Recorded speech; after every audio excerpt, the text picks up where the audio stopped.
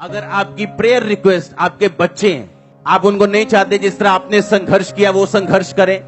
आप जब प्रार्थना करने के लिए बैठेंगे, आप एक बाइबल की वर्स को लेंगे, आप पहले थैंक्स गिविंग करेंगे, आप प्रार्थना करेंगे, परमेश्वर मैं तेरा थैंक्स करती हूं कि तूने मुझे चुना, मैं तेरा थैंक्स करती हूँ कि मैं तेरे घर में हूं, मैं तेरा थैंक्स करती हूँ मैं तेरी हुजूरी में हूं, मैं काबिल नहीं थी तेरी हुजूरी में आती, लेकिन तूने मुझे अपने अनुग्रह से बुलाया, और अगर तूने मुझे अपने पास बुलाया तो मेरी प्रार्थना को सुनने के लिए बुलाया।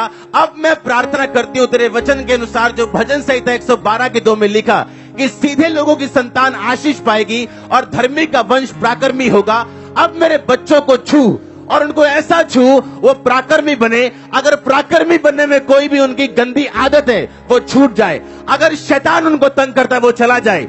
हे परमेश्वर मेरी संतान को छू और उन्हें प्राकर्मी कर, उन्हें सामर्थ्य कर। ये आपकी प्रार्थना होगी।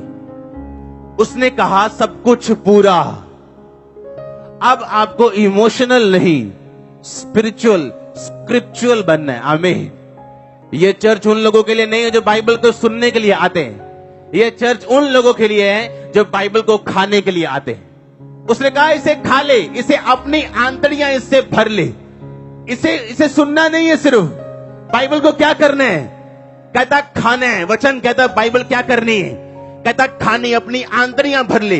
कि जब तू प्रार्थना करने के लिए बैठे तो इधर उधर की बातें ना करे, इमोशनल बातें ना करे, वरन तेरे मुंह से वचन निकले, और वचन से निकली हुई प्रार्थना परमेश्वर वापस नहीं मोड़ता। प्रॉब्लम आज ये है कि चर्च में एक बैठी हुई अच्छी सिस्टर बैप्टिज्म लिया हुआ, पर उसे ये नहीं मालूम कि मेरे बच्चों की प्रार्थना मैं कैसे करूं। प्रार्थना करने का तरीका है कि सबसे पहले वर्शिप से शुरू करो कि पिता मैं तेरा थैंक्स करता हूं, तूने मुझे चुन लिया, मुझे अपने पास बुला लिया। कोई माइंड नहीं करता मेरी कंडीशन अब कैसी है, पर मैं तुझे जीवित परमेश्वर को जान चुका हूं। मैं जान चुका हूं तू जीवित है, मैं जान चुका हूं एक दिन मैं गवाही के साथ वापस आऊंगा और मैं स्वर्ग का अधिकारी हूं। मैं जान चुका हूं मैंने साल्वेशन पाली। फिर आप प्रार्थना शुरू करोगे कि पिता तेरे वचन में ये लिखा, मैं तुझे दीर्घ आयु से तृप्त करूंगा। परमेश्वर तू जानता है कि ये बीमारी जो मुझे है ये मुझे दीर्घ आयु जाने नहीं देगी, इसलिए इस बीमारी को हील कर ताकि मैं दीर्घ आयु में जा सकूं। पिता बीमारी के साथ दीर्घ आयु किसी काम की नहीं, गरीबी के साथ दीर्घ आयु किसी काम की नहीं। मुझे आशीषें भी दे कि मैं दीर्घ आयु जी सकूं और आनंदित होकर जी सकूं। तूने कहा कि मैं तुझे उद्धार दिखाऊंगा, अपना उद्धार तुम्हें दिखाऊंगा।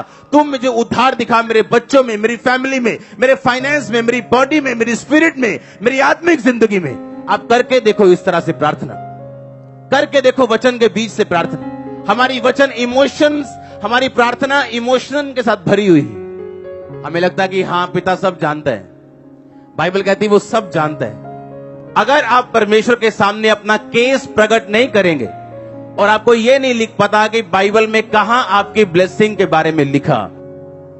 कोई बैठ के प्रार्थना कर रहा है परमेश्वर मुझे वीजा चाहिए, कोई बैठ के प्रार्थना कर रहा है परमेश्वर मेरी स्पिरिचुअल लाइफ को ब्लेस कर, पर एक भी जन को यह मालूम नहीं है कि मैं कौन से वचन से प्रार्थना करूं।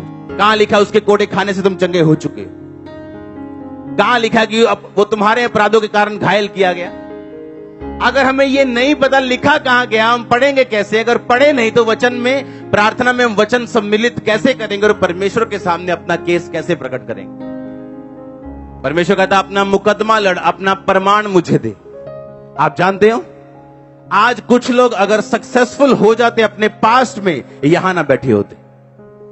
अगर उनका बिजनेस चल गया होता वो यहां ना बैठे होते। अगर उनके बच्चे सही होते वो यहां ना बैठे होते।